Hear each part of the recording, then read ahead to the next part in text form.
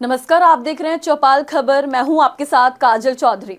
आज हम बात करने वाले हैं उत्तर प्रदेश के अंबेडकर नगर लोकसभा सीट के बारे में, जहां से बहुजन समाज पार्टी के रितेश पांडे सांसद हैं और माना जाता है कि ये सीट मायावती की खास है और बसपा का गढ़। अब आप सोच रहे होंगे कि ऐसा क्यों है। दरअसल इस सीट का समीकरण ही कुछ ऐसा है।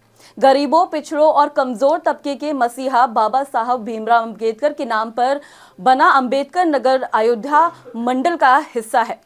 अंबेडकर नगर राम मनोहर लोहिया की जन्मभूमि होने के नाते भी खास महत्व रखता है। थोड़ा अगर इतिहास की ओर नजर डालें तो 29 दिसंबर 1995 में तत्कालीन फैजाबाद अब अयोध्या जिले की 5 विधानसभा सीटों को काटकर अंबेडकर नगर जिले का निर्माण किया गया था। जिला बनने के बाद अधिकांश समय तक 5 विधानसभा सीटों पर बसपा का कब्जा रहा। साल 2012 के चुनाव में यहाँ की सभी सीटों पर सपा ने अपना झंडा फहराया। अंबेडकर नगर की सियासत भाजपा के लिए कभी माकूल नहीं रही। राम मंदिर आंदोलन के समय भी यहाँ किसी भी विधानसभा सीट पर भाजपा चुनाव नहीं जीत पाई थी, लेकिन 2014 के चुनाव में मोदी लहर दौड़ी और 2 सीटों पर कमल खिलने में सफल रहा, जबकि 3 सीटों पर बसपा ने जीत दर्ज की। लेकिन फिर 2019 में बसपा का परचम फहरा और रितेश पांडे इस सीट की कवायद संभालते दिखे। इससे पहले रितेश पांडे अंबेडकर नगर जिले के जलालपुर निर्वाचन क्षेत्र से विधायक भी रह चुके हैं, जिसका उन्होंने सांसद चुने जाने के बाद जून 2017 और मई 2019 के बीच प्रतिनिधित्व भी किया था।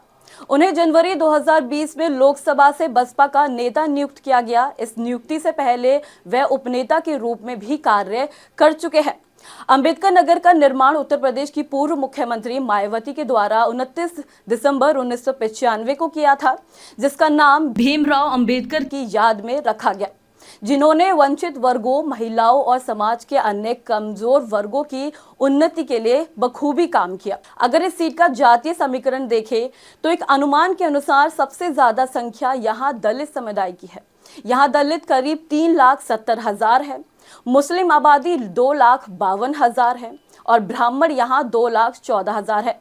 इसके बाद अगली जाति आती है राजभर की, तो वो करीब 1,72,000 है और अगर बात करें कुर्मी वर्ग की तो वो 1,61,000 है। अगर इस जिले की आबादी की बात करें तो यहाँ 23,97,888 है, जबकि यहाँ की औसत साक्षरता दर 58.43% है।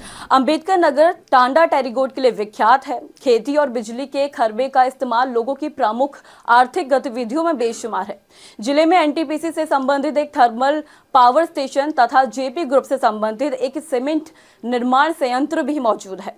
अंबेडकर नगर लोकसभा सीट में उत्तर प्रदेश की 5 विधानसभा सीटें आती हैं, जिनके नाम हैं अकबरपुर, टांडा, जलालपुर, गोसाईगंज और कटहरी।